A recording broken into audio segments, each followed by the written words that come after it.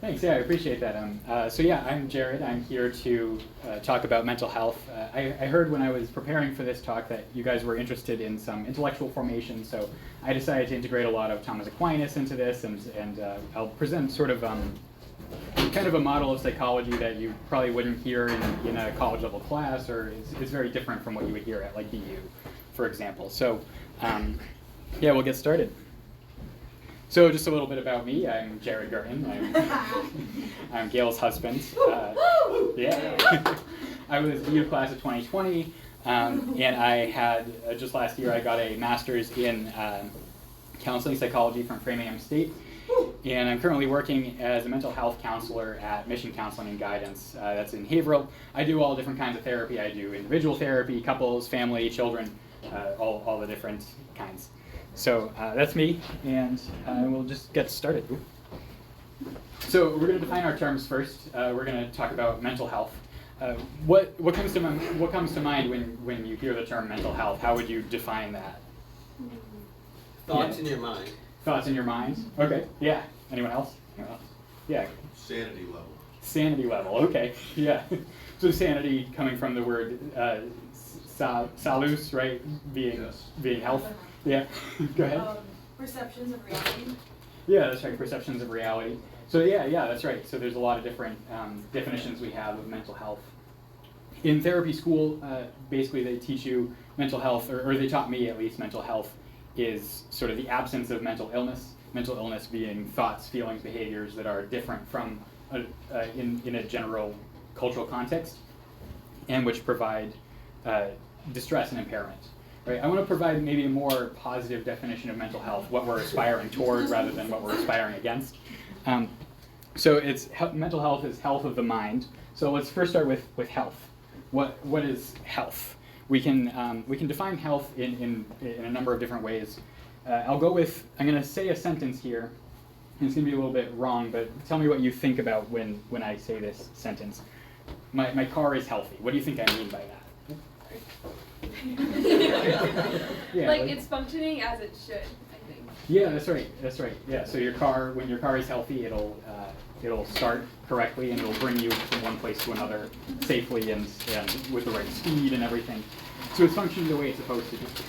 So health of the mind is when the mind is functioning the way it's supposed to function, right? So what is the mind? What is the mind for? And St. Thomas Aquinas says a lot, actually, about this exact topic.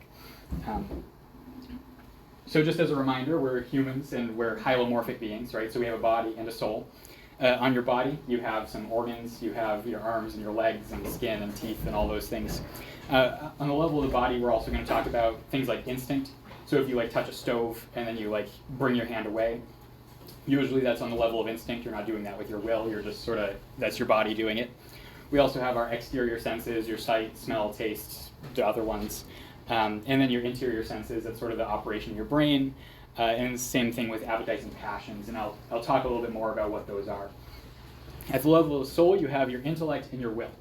So those are how you interact with God and how you interact with truth and things like that. So we'll explain a little bit more about that soon. So the purpose of the mind is to inform the will. Right, so the will's job is to will the good, to choose the good, to love God, and that kind of thing. The will gets its understanding of the good from the intellect. So our intellect, which is part of our soul, is able to judge between the things that it knows and to choose the good and to know the good, so that the will can choose it. Angels just have the intellect and the will. They have no body, right? So their knowledge comes directly from God. It gets infused into them. But humans don't have that. We have a body. I guess God can and in some cases does infuse humans with knowledge, but the normal way that we do that is by getting it from the body. And what part of the body produces or engages with information? That's the brain. So we'll talk about the brain and the interior senses that we have.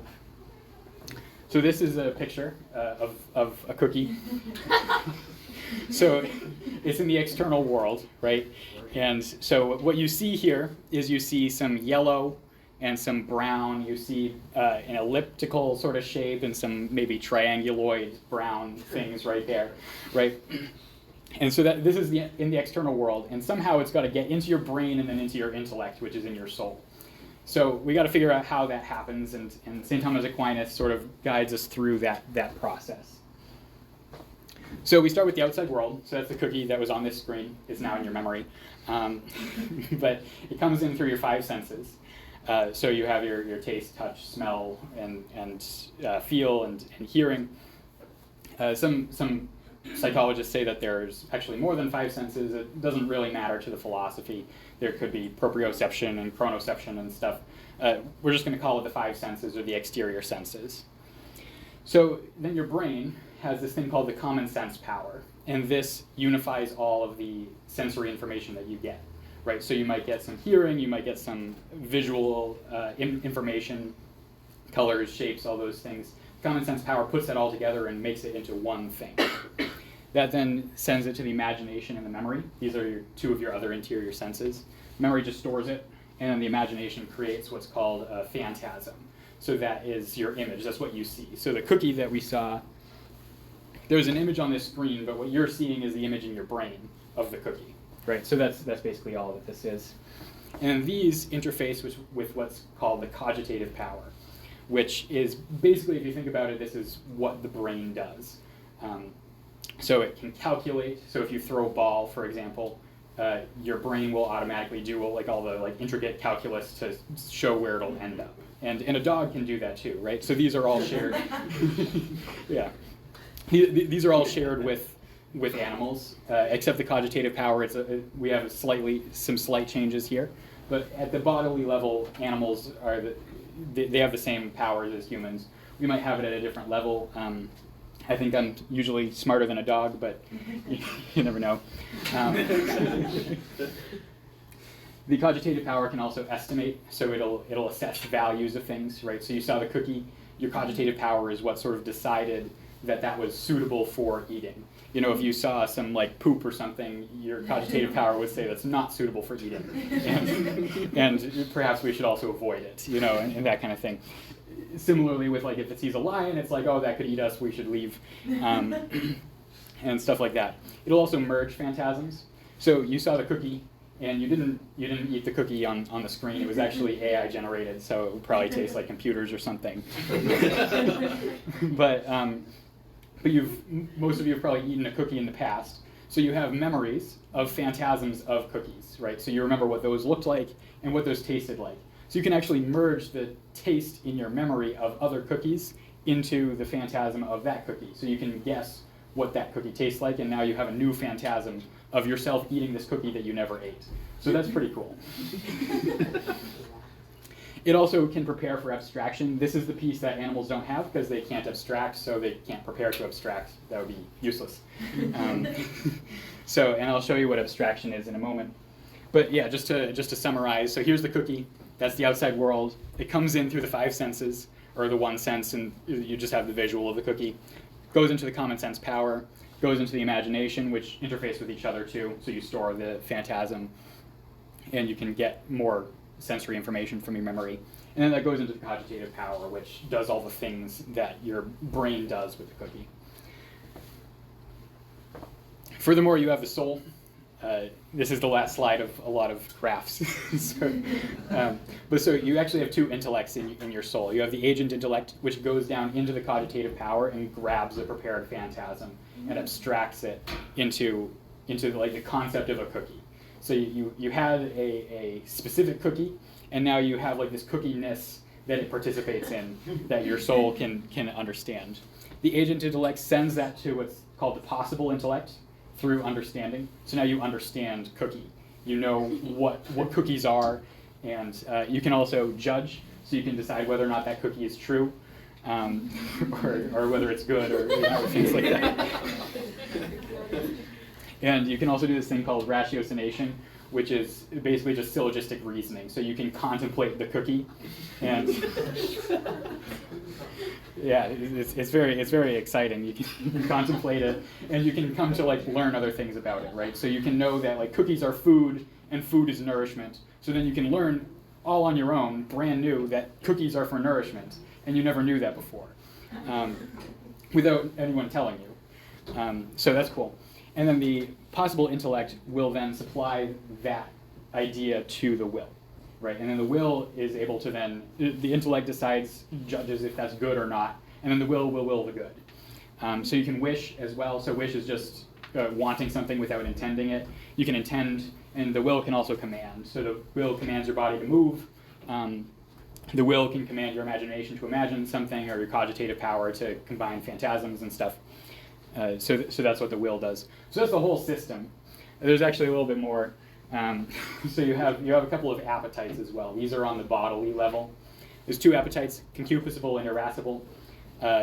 Really weird names for appetites, but they basically, they're what your emotions are from, or Thomas calls them passions, but passions and emotions are the same thing. So concupiscible appetite has passions or emotions about things in the world, right? So simply like that cookie, you can have a passion about that cookie. So you can love the cookie, you can hate the cookie, that kind of thing. The irascible appetite is a little bit more complicated. It is ordered toward what's called the arduous good. It's ordered toward the actions surrounding the things, right? So if you're afraid of the cookie, then you will have fear, which is what motivates you to escape the cookie, right? So, or audacity. If someone's like trying to protect the cookie, you'll love the cookie, and then you'll desire the cookie, but then you need audacity to fight that guy to get the cookie from him. So this is a little bit. This is a simplified chart. I'm not going to go. Is there a quiz? There is a quiz after this. Yeah. I'm not going to go through the whole thing. In reality, there should be a lot more arrows on this, but. But the relevant thing is that the love is the first passion. So you always get love first. Love is both the will of the good of something and the desire for union with it. So with a cookie, you desire just union with the cookie. You want to eat it, integrate it into yourself, right? So that's, you love the cookie. You want it, right? Love begets hate, right? So when you love a good thing like yourself, you can then hate something that threatens the self. Right, so if I told you that the cookie was poison, now you hate the cookie because it's a threat to you because you love yourself, right? Delight and sorrow are when you have the good thing or lack the bad thing, or delight is that, sorrow is when you don't have the good thing and you do have the bad thing. Desire and flight are when you see something good or bad in the future, and then you have despair and hope, which is about whether or not you think you can get the thing or lose the bad thing. Audacity and fear are about obtaining goods or escaping evils. And then anger is sort of more complicated. It's the desire for vindication when you perceive an injustice. It can also be described as like when you're going toward a goal and then that goal is interrupted or frustrated or something. And that is caused by any or all of the passions. So there will be a quiz on that, so I hope you remembered it. So great. Now we know how the body works, how the mind works, and human anthropology, we can all go home. But the fall happens, so that's rough. So now things can go wrong, and that's sort of what's employing me.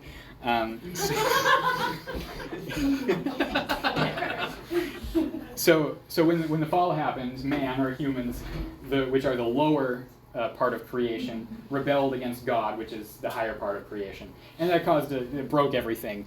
But one of the things that happened is that the body, poetically, which is lower than the soul, rebels against the soul. So we are body and soul. We're not a soul with a body or a body with a soul. They are both us, but the soul is higher. So the soul is supposed to be in control of the body, but the body doesn't always obey anymore because of Adam. So some of the things that can happen because of that. So the passions can now bind the reason. So if you think about, like, let's say you get angry. So anger is one of the passions. It's from the irascible appetite. And then you get so angry that you can't control yourself and you hit something or something like that. And St. Paul actually talks a little bit about this in Romans chapter 7, or that's one of the possible interpretations of Romans 7, where he's got this discourse about, I don't do the thing that I want to do, and I do the very thing that I hate. Right, so that's so the passions can bind the reason, and that reduces a lot of our freedom. We also have a conflict between our apparent material good and our spiritual good, right? So if you see like a chocolate cake or something in front of you, your body, your cogitative power and stuff is going to assess that as a good. You want to eat that cake, it'll be delightful, it'll be, exciting and stuff, but you know in your intellect that if I eat this entire cake, that would be gluttony, that would be spiritually bad for me, and also probably materially bad for me. I'll get a stomach ache. But our bodies assess things wrong sometimes. And then also our body, and sometimes even our intellect, can be disposed to assess evils as goods. So that can be a problem. This also happened before the fall. Eve looked at the apple, and Scripture says that she saw it, and it was pleasing to the eye, and it was good for nutrition. So she saw it, and she assessed it as good, and it was good insofar as those things, but it was evil to her spiritually, right? So yeah. So we'll look at a couple of case examples. I'm not going to read the whole thing verbatim, but just to sort of illustrate these points, right? So we got a guy who's having some alcohol, and you get delight from the alcohol, right? It produces some, it feels fun to drink alcohol, I don't know. And so when you get delight, you get desire because you want to increase the delight. You also get sorrow because the delight's going to go away, so you want more of it. So when you operate under the direction of your passions and you have more alcohol, or this guy, this hypothetical guy in here, you can consume further alcohol. That then causes the passions to strengthen. So the desire, when you give into the desire, you get more desire, and then that causes a stronger passion. When that continues repeatedly, it can increase uncontrollably, and then the desire is then binding the reason, and maybe this man will at one point realize, like, oh wait, this is no longer good for me. This is causing problems in my life, and he tries to stop, but he finds it really, really difficult, or even might find it impossible to stop on his own. So that's how St. Thomas Aquinas would describe that state of affairs, and a mental health counselor would say that's alcohol use disorder, right? So we have sort of the nomenclature for it. Another one, just to give some other examples. Little boy abused by the father in the home is removed from the home by a state agency and placed with a loving adoptive family. Now, so he has this phantasm of his biological father, and associated with that phantasm are the passions of fear, flight, and anger, right? Because of the abuse, that's correct. Like, it's correct to feel that way. Now, he's in the new home with a loving family, and he sees his adoptive father, and he knows that he's safe. He knows that he's in a safe place, that this person loves him. But what happens is that his cogitative power is operating on its own, and it goes into the memory and sees this phantasm of biological father, which has the passions associated with it. And then the cogitative power compares the new father with the old father, and then merges those phantasms and creates these, or attaches these feelings of anger, fear, flight to the new adoptive father. That can create a lot of dysregulation in the home, a lot of stress, and behaviors and all these things, even though he knows that he's safe, even though he knows he's not supposed to feel this way. And we call that post-traumatic stress disorder, PTSD, right? Just one more, because I think it's an important sort of thing to understand, because this is depression, and that's sort of a more common one. So someone experiences bullying in school. She gets bullied every day, and that causes some sorrow and anxiety. Anxiety is a sub-passion of sorrow and fear. And so the girl acts in the sorrow, which is appropriate. You can and should act in your sorrow. So she cries and isolates and stuff. And that actually produces delight. She doesn't recognize that she has delight from that. You don't cry and think, oh, this is great, I love this, But it is acting in the sorrow, which is what you were trying to do. So it causes the delight because you have this good thing. It alleviates the sorrow, right? Now, this continues to happen, tragic circumstances of bullying and stuff. And then she graduates high school and there's no more bullying. But she finds herself continuing to experience the sorrow even though the event that created the sorrow is no longer present. Sometimes minimal provocation or no provocation, she just starts crying or isolating or feeling really sad. And this is because these passions have habituated themselves in her. for a long period of time. And then we call that major depression. And this could also be an anxiety disorder and stuff. Okay, so what do we do about that? And so this is not necessarily specifically in therapy, but we all have minds and we all want our minds to be healthy. Just like your physical health is your responsibility, your mental health is also your responsibility. Now, that's not to say that you can't have something that happens to you that causes a problem, just like, a medical injury can cause a physical health problem, or similarly, like being born with a disposition or something. But so how do we, as people, as Catholics, go about our lives investing in our mental health? I think the first most important one is to recognize the need for grace, right? And this is the first couple of steps of Alcoholics Anonymous as well. We know that we can't do anything good except from God, right? So everything that we can do, any healing that we can have, or any strength that we can have, it belongs to God first and foremost. The next thing is to contemplate the good, right? So our intellect's job is to know the good. So the highest operation of the intellect is contemplating the good, which is God. So when you do that, when the intellect is doing what it's supposed to do, it's engaging in its own health, and that actually makes it stronger to operate the way it needs to go. Building virtue, really important. One thing that comes to my mind is mortification. We're almost near Lent. When you deny yourself a good, or you deny yourself an apparent good, like a cookie or a food or something, you can strengthen your will and your will's ability to deny other goods, right? And when you deny these other goods, it makes it easier to stay healthy, to not choose lower goods over higher goods. Aquinas has some recommendations. He lists these in the Summa. He talks about do something that you like to do. So, just enjoy yourself. Spending time with friends, he says, is very useful. He says cry. That's good. And we know from our last case example, you don't want to do it excessively. You don't want to give into the passions all the time. But he says, crying is genuinely a beneficial thing to do. Prayer, especially contemplation, that's another benefit. Sleep and take a bath. So he's got a lot of good ideas for coping skills that we can do. So when you seek therapy, one thing to note is that not everyone needs therapy. I think lots of people can benefit from therapy, but it's not something that every single person needs at every point in their life. Sometimes you're doing fine and you don't necessarily need it. It can be important, though, if you are feeling like you need therapy, is to find a provider who shares or at least respects your worldview. Now, if you're looking for a provider who can just teach you deep breathing exercises, then that's great. If that's what you need in the moment, then that's fine, and you can just find someone who knows how to do that. But if you're really looking to go deep, it can be really important to find someone who has the same aim as you, who doesn't want to lead you down their path, which might be different from the path that you understand to be like the good, right? There's also lots of different kinds of therapy that you can have. So one popular one is CBT, which sort of looks at thoughts, feelings, behaviors, and sort of their interaction with each other. It's very popular. It can be really helpful for mitigating symptoms and stuff.